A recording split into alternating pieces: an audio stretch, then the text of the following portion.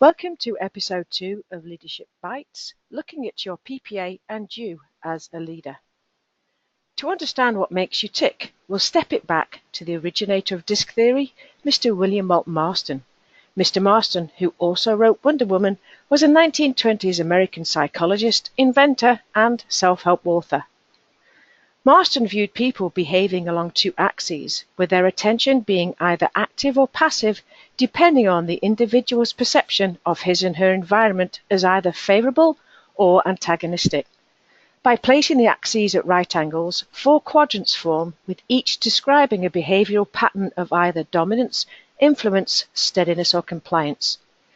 Each profile has a different focus and a different basic fear.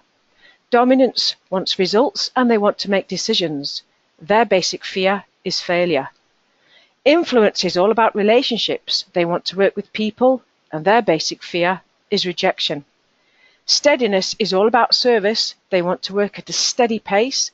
Their basic fear is insecurity. And compliance is all about quality and technical areas.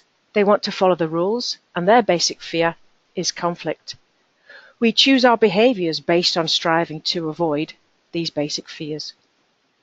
How you responded to the PPA tells us whether you have a preference for 1, 2 or 3 of these behaviours, and we plot your responses on a special grid which gives us a profile shape which we can read and see your behavioural preferences.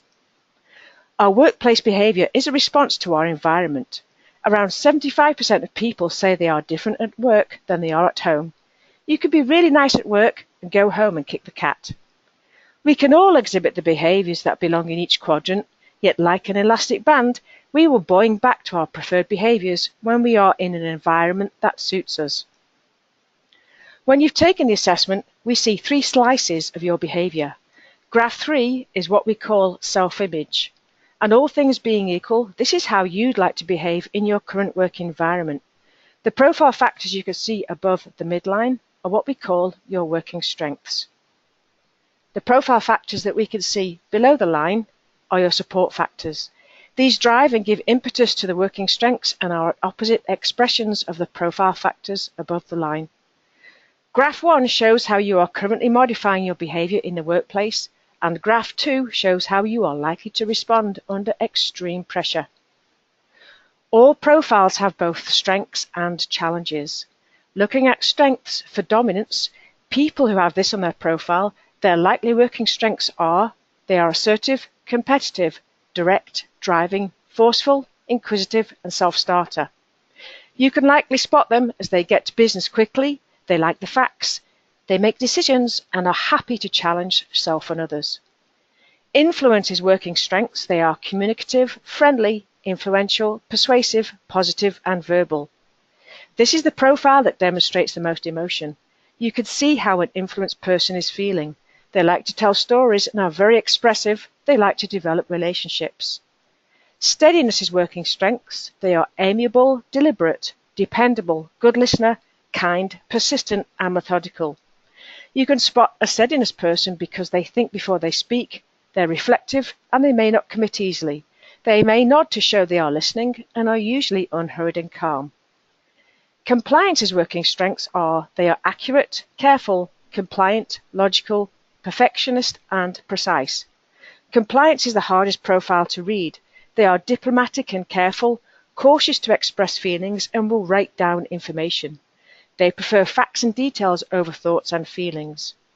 We all have strengths and equally, we all have limitations. Our limitations can happen if we use our strengths too much. Those high in dominance may be challenged with being consultative, patience, working on a team, showing empathy, and considering others. Influence's limitations could be emotional control, listening, control of time, objectivity, and keeping a profit focus. Steadiness's limitations could be rapid response to change, initiating new things, contributing to a conversation, meeting deadlines, challenging the status quo. Compliance's limitations could be to shortcut on detail, delegation, big picture thinking, direct approach to conflict, and acting without a precedent. Everyone can lead. Our profiles are likely to suggest how we're going to prefer to do it. Taking a look at dominants, their natural leadership style is likely to be authoritarian, as they'll have a preference for telling people what to do. There will be times this works well for dominants, for example, when a group has been discussing options and a decision has to be made, but not where they have to coach an individual. Influence's natural leadership style is likely to be democratic, wanting to motivate others into action. This can be a highly engaging form of leadership, but there are times when this style isn't appropriate, for example, when a more serious and logical approach is required. Steadiness's preferred leadership style is likely to be procedural. They are great organisers. This is a great leadership style to ensure steady and consistent output, but doesn't work well when there's a lot of change and a need for a fast response. Compliance's likely leadership style is knowledge-based, and they will follow the rule book, which helps them to keep their company safe, but an over-reliance on rules by the leader can stifle creativity.